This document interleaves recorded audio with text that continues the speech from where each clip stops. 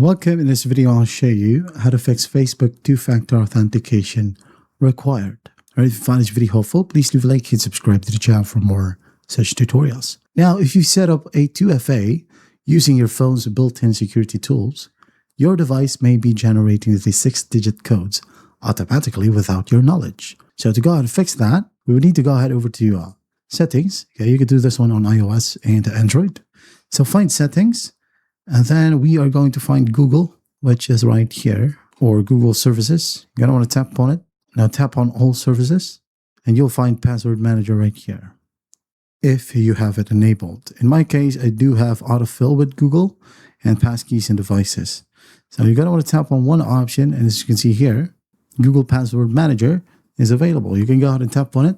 And if Facebook, or if you can see Facebook right here, check if a live authenticator is available. So tap on it, log in. If live authenticator is available, delete it or remove it.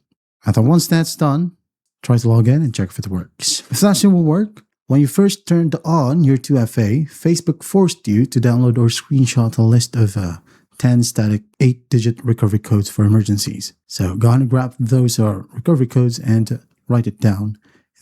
Use a recovery code option. All right. Now, another way to fix this, maybe you're still logged in into Facebook on a tablet, computer, or old phone. You can just basically open up the notification sections. All right. And once you've opened up your notification section from your account, you'll find a notification that says approve a login. All right. And or it will say, we notice a new login for the device. You're going to want to tap on it and approve it. And that's one way as well. So those are the ways to fix Facebook two-factor authentication required. I hope this video helps, and I'll see you in the next one.